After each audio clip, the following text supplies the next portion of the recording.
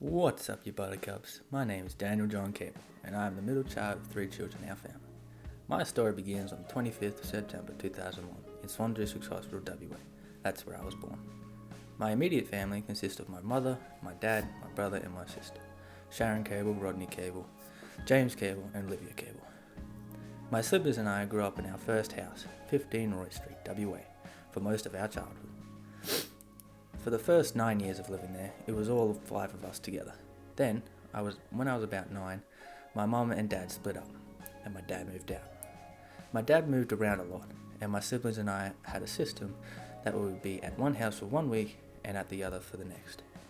It was difficult to adjust in the beginning, but it became the normal thing after a while.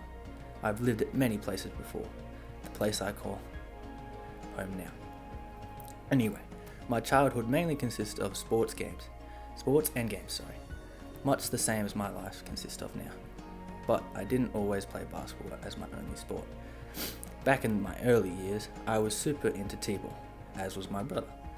I was super talented, and my mom and dad to this day still called me athletically gifted in sport. I was doing well in t-ball, but I was getting old for t-ball and started to get into baseball, but I wasn't too interested in that. So, like many little brothers, I followed James into AFL. My brother was very good at AFL, and I was half decent. I liked AFL very much, and I got my first ever blood nose from playing. I remember it very well.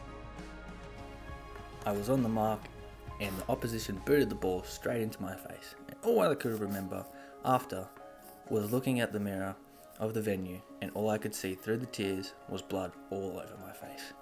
I was very young when it happened. Anyway, roughly around year 6, my best friend at the time, Corey, got me and my other best friend, Kalani, to join his basketball team.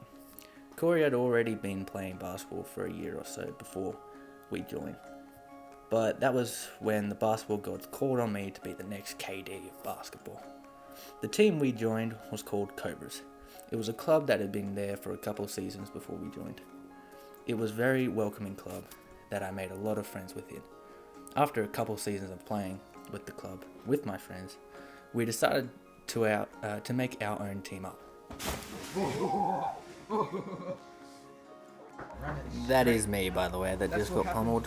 But anyway, it was a powerhouse team, that could potentially be the best in the comp. Our team was called the Money Team, the first self-made team in the comp that wasn't part of any club. We were unstoppable. We went undefeated in the first season, and in the second, we dominated the competition, with a couple of hiccups. Probably my best basketball experience yet, because I was in a team with all my friends and we're all having fun whilst winning. This is a clip of me getting about 3 steals in 40 seconds. I'll try and do some commentary if I can. But here I am, getting my bam steal. This is probably my best highlight reel. And apparently I've got 15 steals in this game. Anyway, keep an eye on me. I am the white with the red right shoes. Oh, there's another steal. In the bag. A bit lazy here though. Oh, one-on-one situation. Bam, another steal. Let's go. Here I am. And another. Also, in the first season of being in the new team, in the semi-finals we had made 97 points, which was our highest score ever. The sports I'd played in the past have definitely led to many injuries. The first injury I can remember wasn't actually sport related, and it was when I was attending after school hours care. There were these monkey bars there, metal ones, and they had metal bars for the platforms to stand on to reach the bars. And as a young male, I saw a challenge because I couldn't reach the 4th bar, which was the middle one. So I stood on the platform and tried to jump and grab the bar. I skipped the middle bar and fell nose first onto the other platform on the other side, breaking my nose and disfiguring me forever. That is the funniest injury I've had in my life, and I've had a couple ankle and wrist injuries from basketball, and I split my lip on the bedside table while playing tag in the house when I was about 4.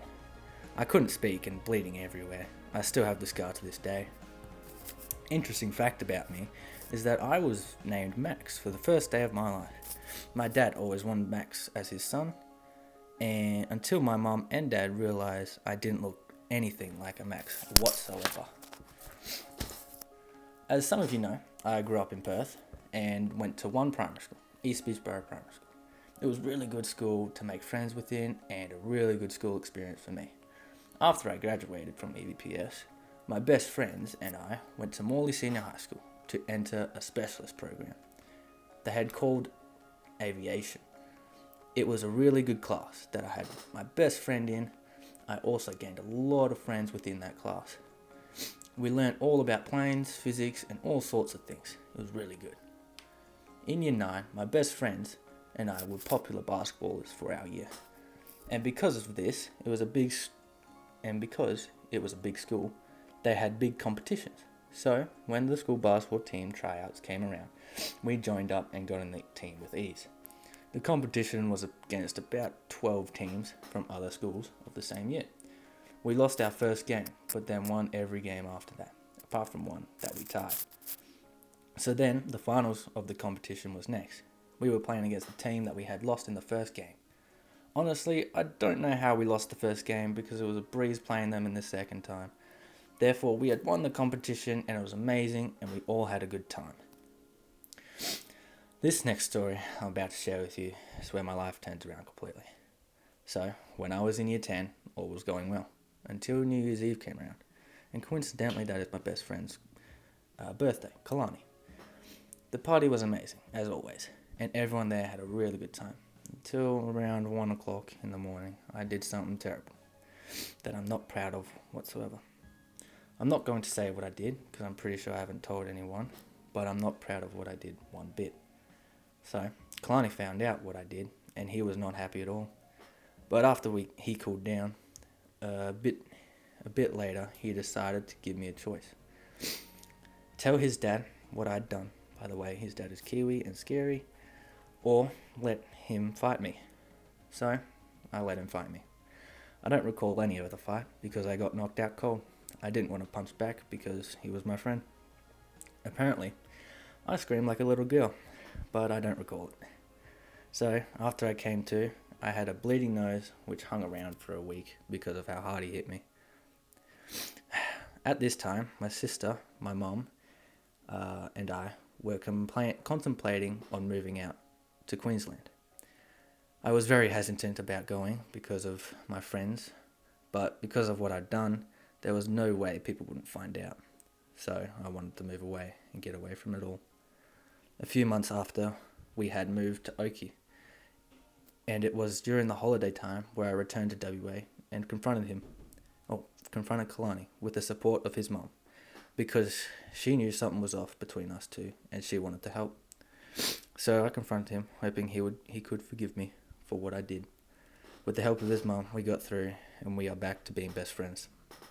That story is probably the biggest thing that has happened in my life so far, and I get real anxiety and depression from even thinking about it. So please refrain from asking about it after my presentation. Speaking of sensitive topics, earlier this year something tragic happened to me and my family. My auntie passed away, Auntie Suze. The night she passed, I remembered it all. I was on my computer, my mother and sister were both at the hospital by her side.